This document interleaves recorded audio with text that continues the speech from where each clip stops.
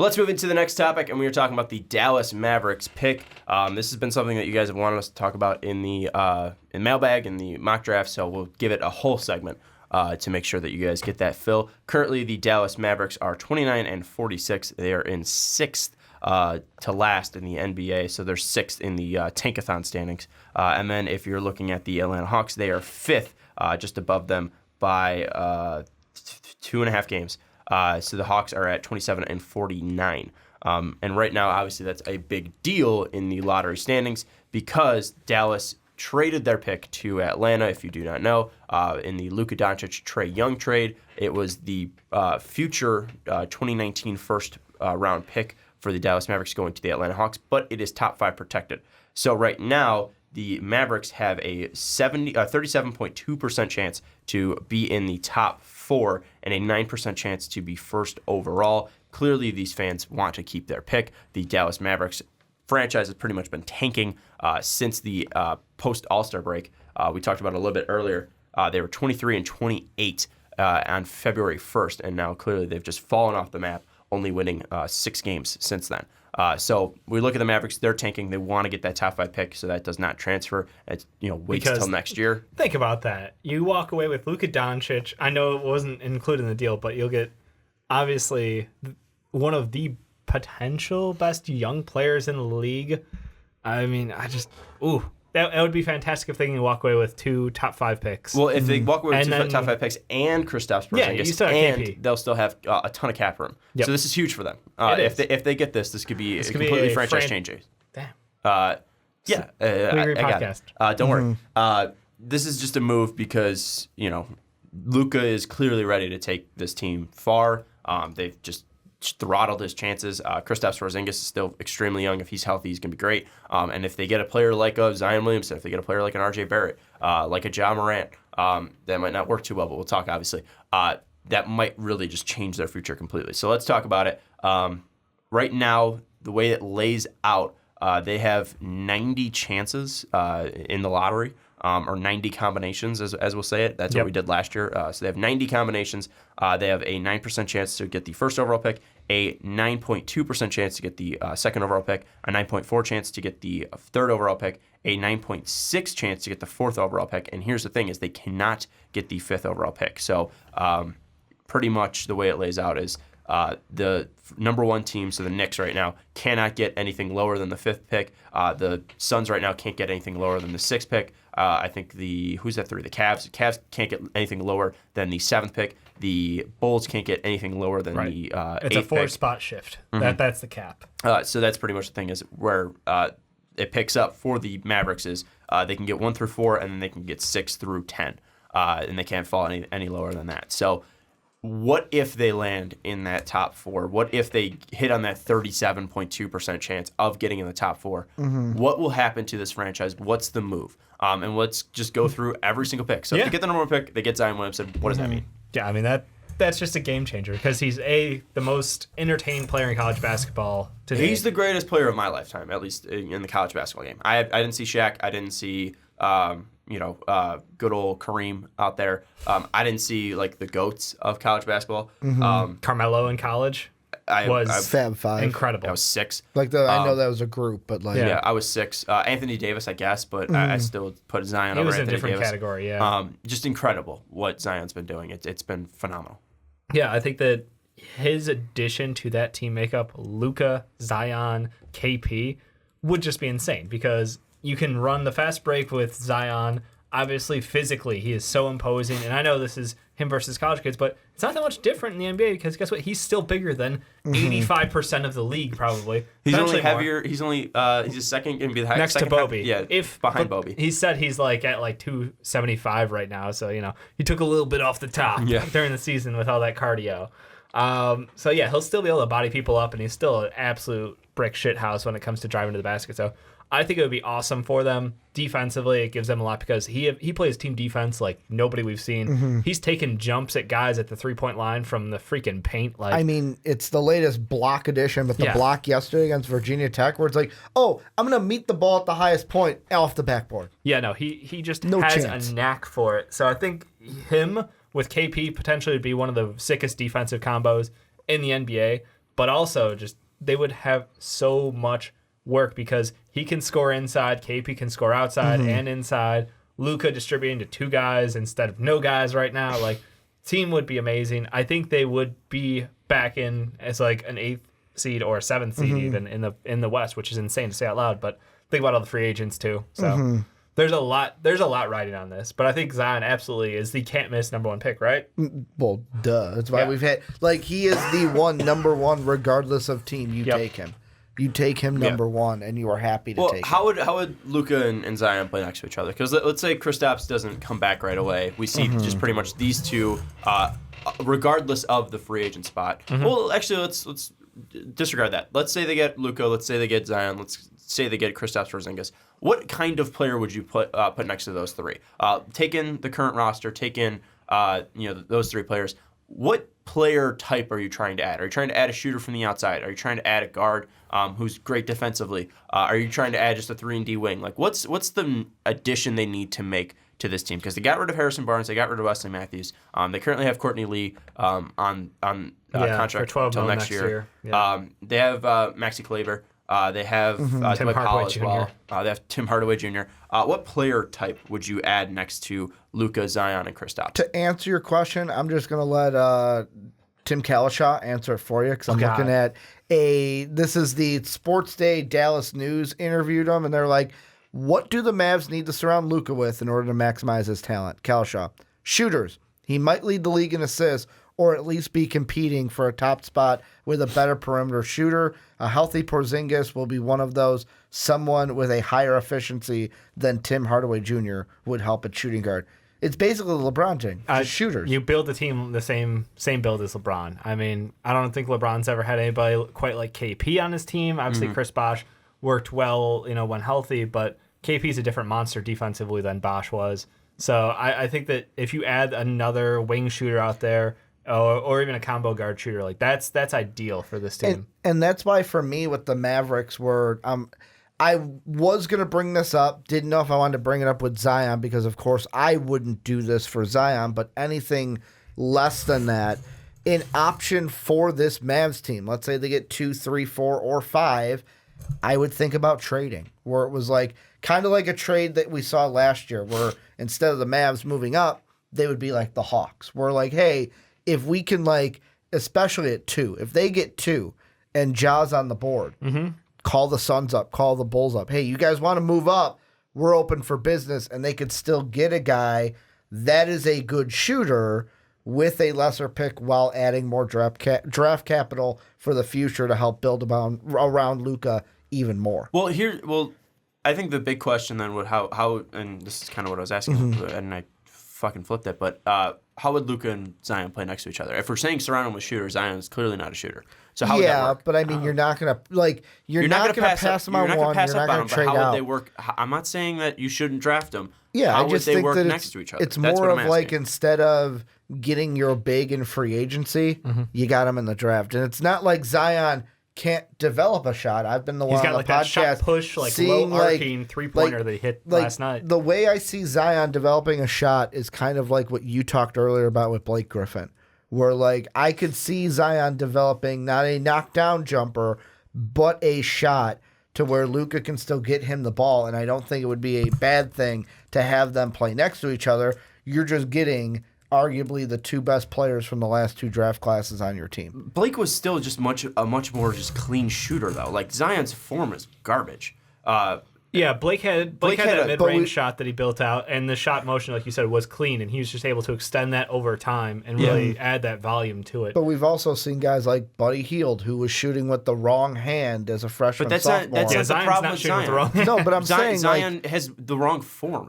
But you can Triple J work with a coach and fix that. It's not like it's you're bad. It's much harder than just saying you can fix it. Sean, Triple J shoots a freaking shot put out there, and that thing goes in more than anybody would have expected at the NBA but his level. Base is fine. Like his base is fine. It is such a low arc shot that everybody said he needs to fix a shot, but he's hitting effectively at college, and it was the same garbage run Lonzo Ball. I was like, well, the shot motion isn't great, but it's going in. So, like, maybe we can just tweak it a little bit. And I think that's essentially the same thing with Zion. Like, if he can hit it like a 33, 34%, that's fine for Zion Williamson. That's not where he's doing his damage. He's doing his damage in the low post and on spin moves and on putbacks. And, like, he is just the high energy guy. Like, for this team right now, they've got, like, Dwight Powell playing, like, the 4 right now. And he's, like, an insane version of Dwight Powell because it's just, like, he's the energy guy who can jump over people to dunk on them. I think the biggest thing that this would help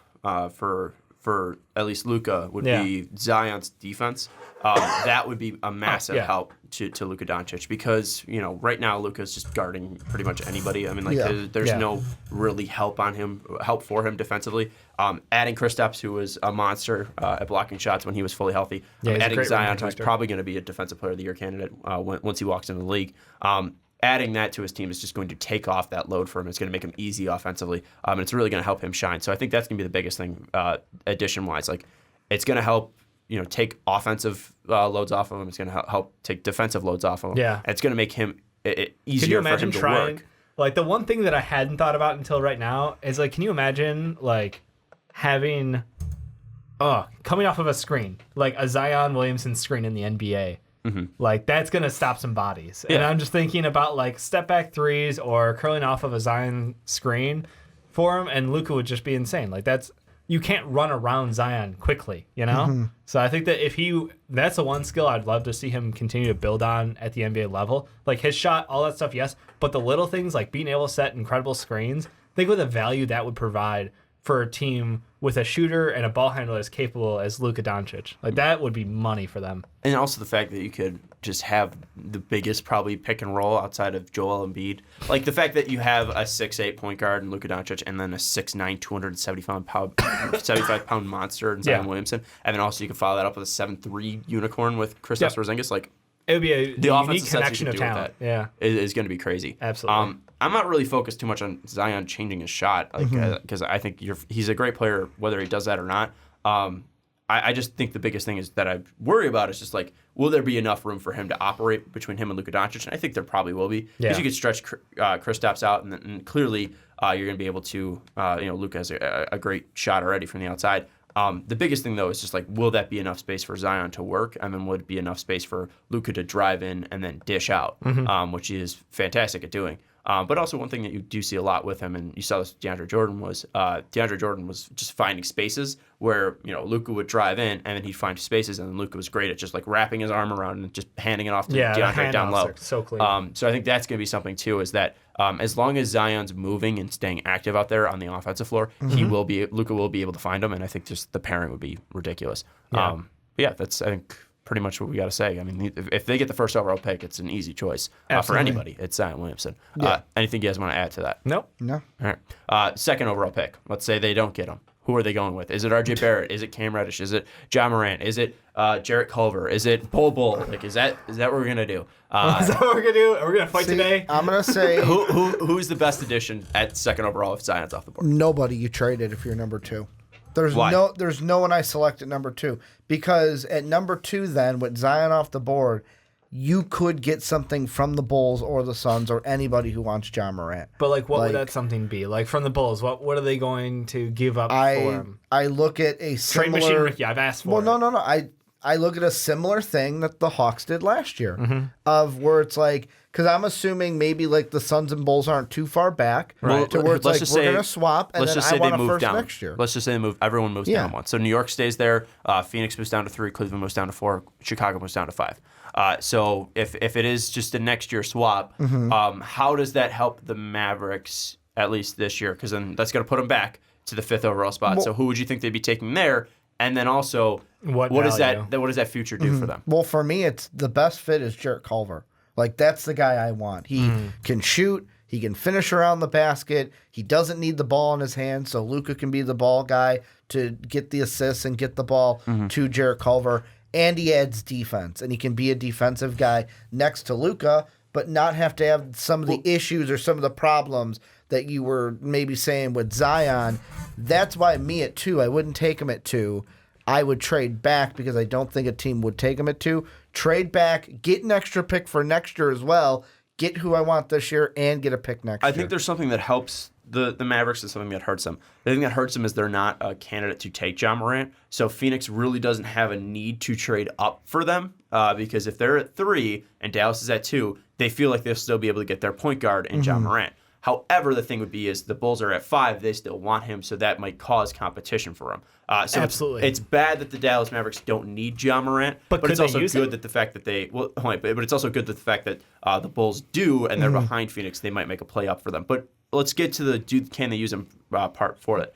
What would Ja Morant be like on Dallas? I think you try to use it similar to what the Houston Rockets are doing with Chris Paul. And I know this is not Chris Paul and James Harden, but you have to figure that effectively their offense could run in a similar style.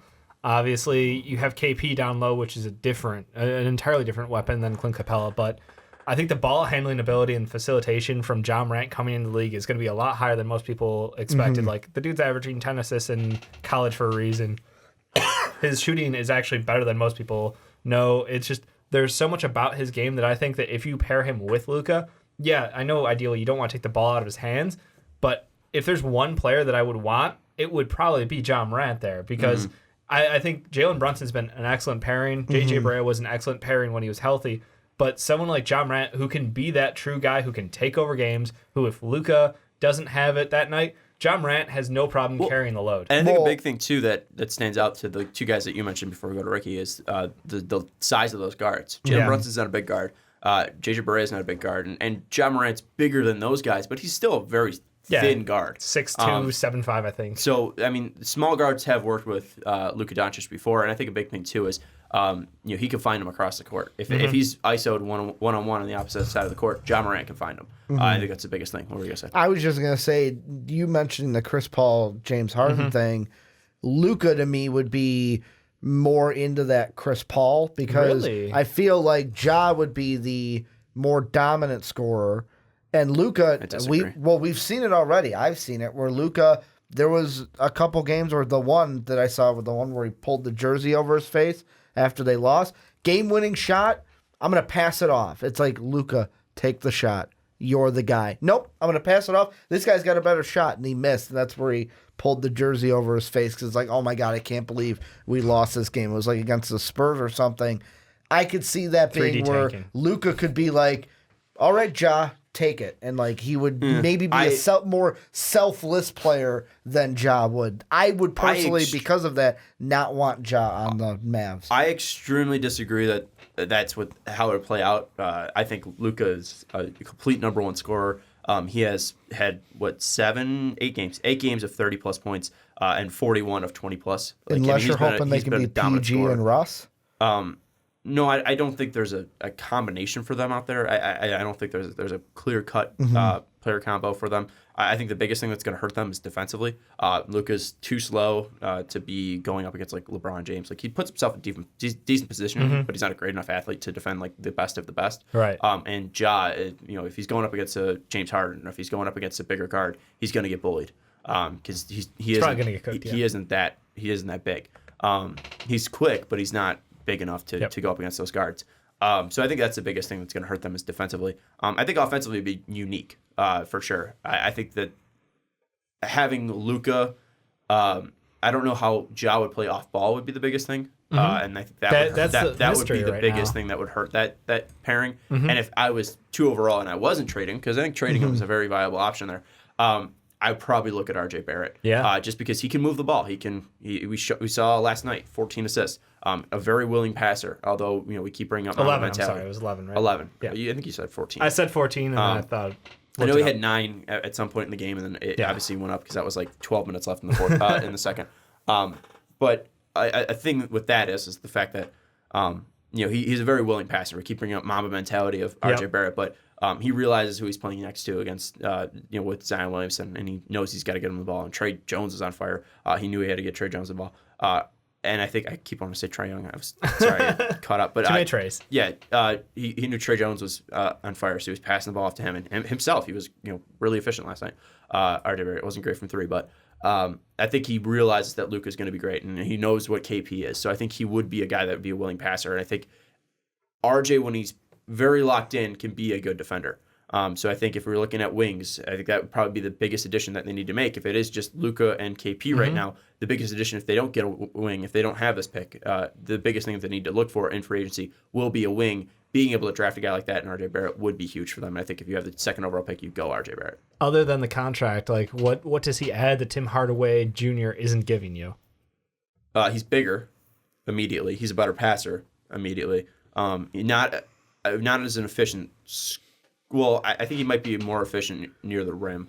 I think he's going to be much better in space and in traffic. I think he's a better free throw shooter right now. I could be 100% wrong on that. I don't know what Tim Hardaway Jr. shoots from the free throw line, but I think he will get to the line more, which will definitely be much. Hardaway's an 84% on the year at the free throw line. RJ's way worse than that. 34 from three. Yeah, RJ's way worse from the line, but he actually goes to the line more than Tim Hardaway does. Or at least I feel like he will at his peak. And I think that will at least, again, lead to drawing in. And since he is much more willing passer, it would draw the defense in and then obviously lead to kickouts to KP or Luka and whoever else is on that team, Courtney Lee. Yeah. So I think he does bring a different element to his game of being a longer, more willing passer wing that can really create more havoc, at least in the paint, and open up more shots on the outside than Tim Hardaway cannot. Tim Hardaway, when he starts Tim driving, Hardaway isn't the long-term answer, probably. But when he has the ball and he's locked in, he's shooting. Yep. And that's a big thing. He's not going to be dropping 6 assists a night. No, he's not. So I would say if you're keeping the second overall pick, it's RJ Barrett, and I don't think it's really close unless you have a disagreement there. Would you go Ja Morant? No, I would take RJ Barrett over Ja Morant for the Mavs. Purely on the team. I think the ceiling for both these guys is pretty close. I lean Ja on ceiling, but I think RJ Barrett works better with the ball out of his hands. Ja Morant's a question. We haven't seen him. Last year, he was a different player. Yeah. You know? Clearly, you're on the trade the pick. I am. But if you keep it, would you go RJ Barrett or would you go Ja Morant or would you go Jarret Culver? If you're putting a gun to my head and said I can't trade, I'm going. Trades are off. It's 2K my league. Trades are off. I'm going RJ only because I don't want to take the part of me is like, you don't pass over this because like Ja could be something special, but I would go at RJ because I think the fit is better. However, I'm turning trades back on. Nope. The Suns are the team that I would target because they are a team that might be okay with giving up their pick because they will for sure have the Milwaukee pick next year because I don't see Milwaukee being 1 through 7. Yeah, but what's the value of a 27th overall pick? But if you're getting top 5 pick, because the Suns are going to be right back there because they suck at basketball. No, I know that. But if you're getting Ja Morant, maybe you can say, okay, well, we're getting a guy we really want this year, and we'll still be kind of like the Nets. We still have a later pick later on and can hit when the Nets got Karis LeVert. Here's the thing that I'll say to that, though, is what if there's not a market? What if there's not a market for the Chicago Bulls? They know that the Mavericks have 2, the Suns have 3, and they see that clearly if they want Ja Morant, they're going to have to trade up. And what if Garpax just do not feel that they're in a position to give up that future assets, those future capital, and get rid of a future draft pick? And this is just a what if, because I think if they're in that position, they will trade up. Yeah. But if they don't, there is no market for them to trade down. And I think that could be something because if the Mavericks are at 2, they're not taking Ja Morant, and therefore that takes out the Suns. And if the Bulls don't want to trade up, they're not trading up. You say no market. I feel like with Ja at 2, there's a market of course the Suns and Bulls are the big ones, but who are some other teams we said could take a point guard?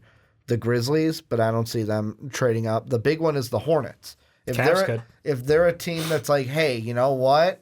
We don't know if Kemba's going to re-sign, or we're feeling like Kemba's not going to re-sign. They could make a move up. The Magic could be like, hey, no, we need a point guard. But that's Let's a lot. Go ahead. And those deals change, where Bulls and Suns could mirror the deal we saw last year of we'll just swap, and then you give us a first-rounder for next year, and we'll have it top 5 protected. Cool. But if it's the Hornets and the Magic, they would have to give up more. And for the Suns, if they have it top 5 like Dallas had it this year, then it protects them from, what if we do suck? We will still have our top 5 pick next year. So trade versus picking, you're on the side of pro trade. I am pro trade it too, 100%. What are you, pro trade or I'm picking? taking the pick. Okay. Yeah, why is go that? RJ. Is it because you don't think the value's there for the future picks? I don't think the value's there. No, I don't. I think if anything, I would go for that 2021 pick and hope that the college rule. Basically, it's just the college rule. It's just give me the ability to take a kid an 18-year-old. Yeah, give me a kid who hasn't had to go to college, that will be the most loaded class of prospects that we will see in our lifetime, likely, because of just the sheer volume of eligible players. So, I mean, it's also going to be super volatile, but like that is the class to target. So basically, look at our way too That's why the early, Clippers and that's what did it would have been. Like that's exactly why the Clippers went the for Heat, that, yeah. because they got that Heat pick. That's a good point, and I think both teams do have their 2021s. And that's not far enough away to really say it's not in the timeline for like Luka and KP. I think that's still fine. I know the Bulls do have their 2021 draft pick, and then the Phoenix does not. Phoenix is that was the that was the Heat pick. No, they do. Oh, they do. I'm sorry. Yeah. The Heat traded their pick to the Suns, then they traded it to the Sixers, and then they traded to the Clippers. Correct. But the Suns do have their 2021. So, but then again, the Suns might have that same mindset of, they're still going to be bad at that point. They're still going to be bad at that point, which they might not be. Yeah, I mean, we hope not, but like, history. So let's say Ja's off the board, Zion's off the board, because let's say New York and Phoenix stay 1-2, they get their guys. Super easy. Clear Stick with that's RJ, Barrett, right? Yeah. Well, let's go to you, RJ or Jarret Culver. Who do you think? Because you said you like Culver best fit. I do like Culver best fit, and it's only because with RJ, I feel like there's good and bad. Where the good is that Luka is not a selfish player, to where this Mamba mentality that we've kind of attached to RJ. But he just put up 11 assists. Isn't he does in the most important numbers. We're just being like assholes. Okay. Isn't going to be. He doesn't actually have a Mamba mentality. Well, the whole reason we started saying it is because he had mentioned it, and then we attached it to RJ. It was kind of off the Jason Tatum shit too. But I mean, the thing with that is like, if I'm looking offensively, RJ could be more of a dominant like, and I'm saying like personality wise, would be like, give me the ball. Luka's selfless to be like, okay, I don't have the best shot here. Go take it, RJ. And they can work off each other that way. But RJ defensively is nothing compared to what I could get out of Jarret Culver. And if I'm going to use the model that a lot of teams want to go, and I'm going to throw the Warriors out there again, although it wouldn't be exactly tick for tack, but what do? Hey, I have a star who is not, or is deficient in defense. Let me pair him with somebody who is good defensively and doesn't need the ball in their hand. Or it could be a little bit Steph and Clay without being exactly Steph and Clay. Jarret Culver has needed the ball in his hand to succeed at the point he's at. And that's my question is, obviously last year he was basically just a role player to Zaire Smith and a veteran point guard. And this year he's carried a lot of the load, becoming a creator and a facilitator for the majority of his time on the court. So that's my concern is, when I see Jarret Culver, I wonder how efficient he can be playing off ball as a third option, because that's realistically, it's best case scenario. This guy is going to be your third option on the team, because you have Luka, you have KP, assuming healthy, assuming long term stays. So this guy needs to be able to fit in that role and not need the ball in his hands. So I worry about that, because it's a question. But like you said, he did play off ball when Zaire Smith was a role player. But the reason why Jarret Culver is a top 5 pick, he wasn't even as a freshman, he wasn't even on our radar. Yeah. He didn't declare, but he also wasn't on our radar at all. It was like, man, Zaire Smith is good. Man, can't wait to see what this guy also does next year. No. No one had that feeling. Well, no, it was Zaire Smith is freaking guarding I don't know what you're talking about. As a two. Personally, Jarret Culver was not on my radar last year. I was personally excited to see what he could do this year. Now with Zaire Smith not there. But didn't know Jarret Culver existed. We did 8 mock drafts last year. Jarret Culver did not make it. Second round. He was not in the draft. I'm talking just college basketball in general. We did a second round, Yeah, we had a full 60, and he wasn't on there. I'm just talking college basketball in general. Okay, not even but draft. I'm just saying. Yeah, according to the draft. Okay, according to the draft, he wasn't on our radar because he didn't, and now that he has this, higher usage, and we're seeing more of him, he's all the way to a top 5 pick. So if he didn't have this, without this, he was not even a blip on the radar, and now with this, he is a top 5 pick. We understand he has gotten better as a player over the year. And the usage percentage, 22.1% his freshman year to 31.8%. Assist percentage is doubled, 13.7% to 26.8%. He's pretty much 1/4 of the assists that this team's getting. Then that's actually crazy. But I think that's a really fair point that you bring up, Dave, is the fact that, I don't know how he work off ball. He was fine freshman year, 38.2% from 3. But as a shot creator, shooting 4.1 threes a game, 31.9%. So he might become a better shooter off ball. If he's coming off lockdowns, if he's coming off baseline screens, he might be able to become a decent 3-point shooter. But I think that Ricky's right, at least in the fact that you go R.J. Barrett just because the high end is way higher than R.J. Barrett, and he has been able to pass the ball. I think Culver would need the ball in his hands to succeed at some point, but it's kind of like with Dennis Smith Jr., where, yes, Dennis Smith Jr. needs the ball in his hands to succeed, but there's clearly a better ball handler. There's a better player in Luka Doncic. You don't give it to him. Where Ja and RJ kind of create that battle of, all right, maybe let's give him some possessions because these guys are touches. Yeah, they deserve these touches. For me, and I know that you can't take one game, but it's like I just watched highlights from the Texas Tech game against Northern Kentucky earlier in the tournament, where it's like most of the plays with Jarret Culver, someone else had the ball, they're getting them the ball, then he drives to the rim, where he's not the dominant, like, I'm going to bring it up by myself. Can create. To where I look at this and I go, man, could you imagine if that other guy was Luka? I mean, they do have together. They have a veteran point guard on the team, but but like, I mean, and then I think Luka would be your veteran ball handler in the NBA for the Mavs. So that's why I look at it and I just go, that is the perfect fit. But at 3, I feel like it would be too high. So even at 3, I would think about trading, but it wouldn't be as high as if I was at 2. Yeah, but at 3, I don't think you have much of a market. Because if Ja's off the board. You're telling me that teams wouldn't want to move up for R.J. Barrett? No. I don't think so. Not. I don't think he's you couldn't sucker a team like Cleveland into trading up to take an R.J. Barrett. I think. Here's the thing. Let's look at the past top 5 trades. Luka Doncic was a franchise player, and the Dallas Mavericks knew that, and the Hawks felt that they really liked the value that they're getting. Not only were they getting a player they liked in Trae Young, they were also getting a number 1 pick. The Mavericks would need to feel that's out there. I don't know who really thinks RJ is going to be that franchise player. He might be able to. His top end might be able to, but I think a safe projection for him is possible All-Star. And then we look at the Celtics and 76ers one. That was a move because the Celtics didn't need the first overall pick. They didn't have a need. And the 76ers saw this and they said, hey, we have Markelle Fultz who will be able to be a perfect pairing next to Ben Simmons. Yeah. So that's why they went with him. And at least those were the 2 recent top 5 picks trades in my mind. I just think that really it'd be tough to find a top 5 pick and a top 5 trade that would work out for Dallas and another team. And which team would it be? Would it be Cleveland? If Cleveland's sitting at 4 and the Dallas is picking at 3, like, do they need to give up those future assets when they're that bad of a team to get this one player? And you think it all comes down to what's the difference in your mind between the value of R.J. Barrett and Jarret Culver. And I think that it's not too far apart. And we're debating them. Yeah. We're debating them right now. I don't think it's a massive gap. We're all picking R.J., but I mean, it's still a debate that we just had for 5 minutes. So. For me, I think that the whole thing of like nobody's going to want to trade up is ludicrous because somebody's going to fall in love with him.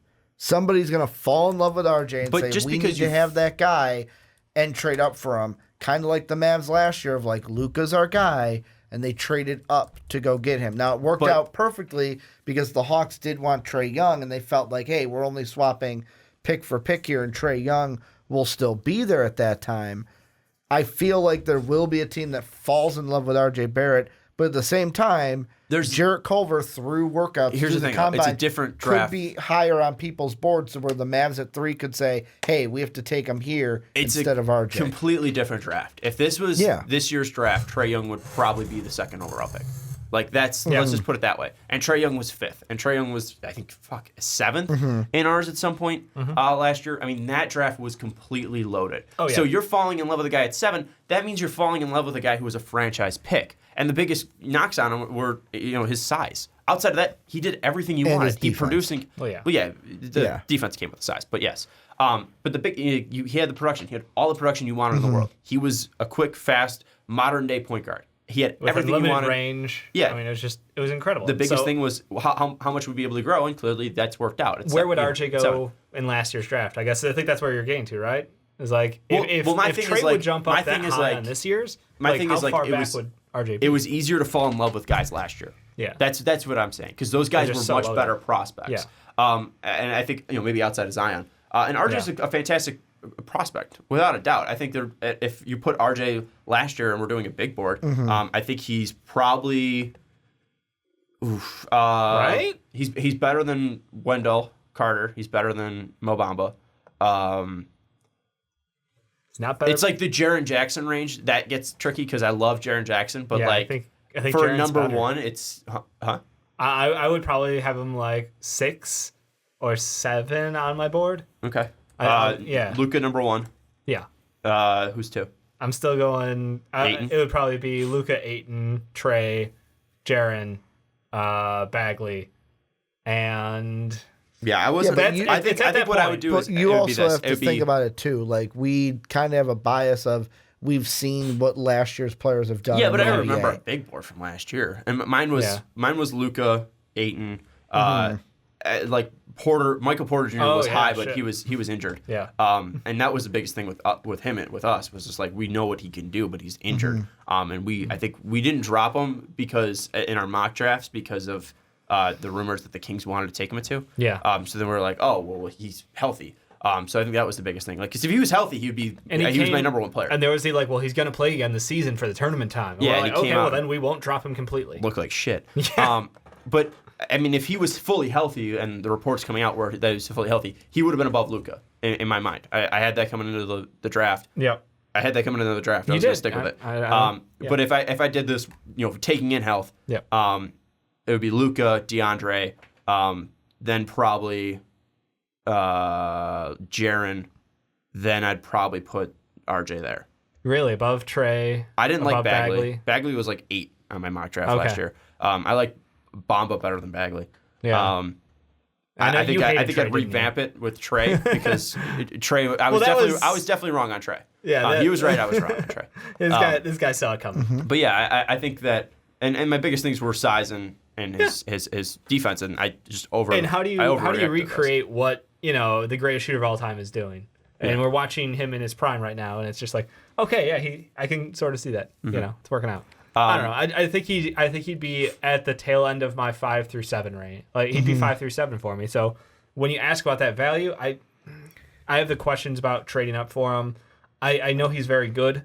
I just don't know how good he is. And of course, I feel like this discussion is just draft analysts. Kind of NBA draft kind analysts. of overall, just like that's totally what we are. We've looked at these guys so much to where it's like you look at somebody long enough, you're gonna find negatives. Like what people are like with Zion coming back. It's like, yeah, but if you stay another year, people are just gonna, because we've talked about you so much, are gonna find more negatives in your game and harp on those. I feel like that's what we're doing kind of now with RJ. Where think about it though, we had a discussion not even 2 weeks ago about him and Ja being the 2 and second 3 overall pick. And which one should be 2 and which one was 3. It's not like which one's 2 Yeah, but it's and then now comparing which one's past 4. drafts. Yeah. No, but I'm saying just this draft alone, take the trade out of it. Take the value of that trade out of it.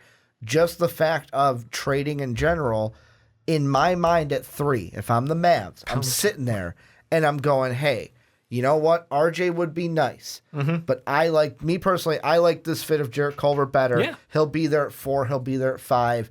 If I feel like he'll be there at 6, there will be a team. I feel like there will be one that's after them that will fall in love with RJ to where you could work a deal out and still get the guy that fits your team the best, because this is what drafting is, getting the guy you want. Like if the Mavs want RJ, take him at 3. We did see RJ. I personally think if the Dallas Mavericks, who would be fine with either RJ Barrett and Jarret Culver, other teams can make that same exact argument. And you're saying that the Dallas Mavericks would be willing to trade down because the leap isn't too much and they're getting value. Well, then why would a team want to trade up and add value? Because that just makes RJ Barrett the hit even more. It makes him more important. Because then you're hurting the future of the team. You got to schmooze them a little bit. What do you mean? What do you got to mean? make What the them fuck think are you they talking about? want it. Like the whole thing with trading, it's not like, oh yeah, well you and I both know that I could take RJ here. It's no. When they trade, it's hey, I got to kind of like play you a little bit. I got to work the room and basically get you to where you want to be. And that's what I feel like it's going to be. Basically, that's what the Mavs are going to have to do if they're going to trade in this draft. I don't know. Not Okay, as but bad as that, your but argument was the fact that teams are in love with RJ Barrett and they're going to trade for him. And you're now saying that the Mavericks need to deceive teams into trading for him. RJ's so good, but you know what? Dude, like, if you wanted him, like, I guess you could have him. I mean, he did play so well with Cam Reddish sitting on the bench. Like, that's really the better form of the Duke team is with Cam Reddish not on it. Like, let's be honest, guys. So, like, you saw he could facilitate, he can score, he can pass, he can do it all. I'm going to be a dick here. Yeah. You guys know this Tim Hardaway guy? Yeah. He's not our team. You could have him. You just trade up for him. Yeah. I don't think that you can make a team fall in love with RJ Barrett. I don't think that's really out there, especially those if individual Culver's out there that workouts can is the have that. question, because that's where we saw Jason Tatum have his rise. It was his individual workouts were amazing. Markelle Fultz had his fall literally at the same time. We heard in the workouts, not so great stuff. Bagley, amazing workout, cemented himself as the number 2 for Sacramento because they fell in love with him. So I'm not saying it's not possible. I think that the value between Barrett and Culver is not as far as many people want to spread that out. I think they're both pretty close. Culver has that tenacious defense to him, and I think that is such a high value for, especially back to the Mavs, like that team. I don't know that they would really be like, well, if we can drop back 4 picks, like whatever. I don't know. That it's a question. It's too hard to figure out an answer though right now because it's just there's too many teams. The way this lottery was going to work out is going to be insane. Yeah. And let's move to the final one, pick 4. 9.6% chance that they get the 4th pick in this draft. That means RJ's probably off the board if the Cavs, Suns, and Knicks are 1, 2, 3. That means RJ's off the board. That means Ja's off the board. That means Zion's off the board. So that leads into Jarret Culver there at 4. Any other guys? I mean, does this where Cam Reddish come in? I mean, Ricky, you're clearly on the Jarret Culver train. I'm assuming if they have the 4th pick. Jarret Culver's my guy, but if I had to give a second one, I might go DeAndre Hunter over Cam Reddish. Okay. What do you like about Hunter for the fit of the Mavericks? Same thing that I see in Jarret Culver of the 2 big things of can shoot, especially, and can shoot from the outside, plays defense. Like those are the 2 big things that checks the box that could work the best next to Luka. And he doesn't need the ball in his hands. I think that's one of the biggest things. You go and hope that you can make him your Klay Thompson. Like that is the just he can bigger. Fit. Yeah, he can fit on any team. He plays great defense. I don't know about a great shooter. He can be a good shooter. Obviously not. For sure. Come on, Klay is top 10 all time. It's stupid. Well, that's why when you're throwing out in the Klay mold Thompson, of, I'm like, all right, cool. In the mold of. Yeah. That's we always compare to all-time greats. Like that's sort of unfortunately the habit of draft projections is. But he could be like a. You try to set people on a target. He'd be Danny Green-esque. Does that sound sexy? Well, I was thinking more like a Rocco. Rocco, yeah. Where Rocco is an elite 3-and-D player. It just depends on what's his actual cap. As shit. But also then Rocco, when healthy, he's going to be he's one of the most valuable players for your team because he can do everything defensively and offensively. I think the Hunter versus Culver thing is definitely going to be an interesting battle. And that's even another thing. Like I know Dave, you were just saying I don't know why you don't want to trade back to 6 or 7, but that's another thing. If DeAndre Hunter's in there, you can say, okay, Jarret Culver, who's we really like, but hey, we are getting additional picks, maybe a 2021 pick that you said is going to be so valuable that year. Hey, we'll be at 7. DeAndre Hunter will be there. I'm happy with that. You got to call and talk to teams like Memphis, Washington, New Orleans, and Lakers. There's there's a whole process teams. to it. And when I was saying the whole smooth thing, it was going off of what Sean was saying, where I think there will be a team that falls in love with it and falls in love with J.R. Barrett. R.J. Barrett. I said good old J.R. Barrett. I knew that didn't sound right in my head. But R.J. Barrett. Good old J.R. To where if it's on your side where you're like, hey, why am I trading up? That's the smoothing. You got to get them to feel like, yeah, you need to trade up because then I could take them. But you don't want them on my team. You want them on your team. But you're going to have to contact. But it's moving back is not a bad thing for Dallas if they get a top 5 because you can get a Jarret Culver if you're in the top 2. If you're at 4, you can move back to maybe 6 or 7 and get a DeAndre Hunter and get additional draft capital because that is going to help you more than just taking a single guy in this draft and moving on. All right, and that's they should be doing if they get the top 4 pick. They might end up at 6, and we just wasted 44 minutes. But hey, it's still a viable option for them, and we'll see when it comes to the NBA draft lottery in the end of the season where they end up and what their true odds are. Knowing the Bulls will be at 6 because everyone will jump up. I'm just preparing for it. I'm mentally preparing for a fall. We'll see. Mavericks fans, let us know what you want. Clearly, you're probably going to want the number 1 overall pick, but lay us out. If you have the number 1 overall pick, lay us out. Lay it out to us. If you have the number 1 overall pick, let us know why you want Zion. If you have the number 2, let us know who you want. Number 3, let us know who you want. 4, etc. Also, let us know what you want for a trade. If you do end up trading that pick, do you think they can get that Ricky's value suggesting? back? Let us know who you think they trade for. And what team back. I think clearly the biggest options are going to be the Suns and the Bulls. And if the Bulls and Suns feel like they can give up that future assets, I think it's definitely going to be a huge trade market for the Dallas Mavericks. So that'd be a huge win for them if they do get that second overall pick.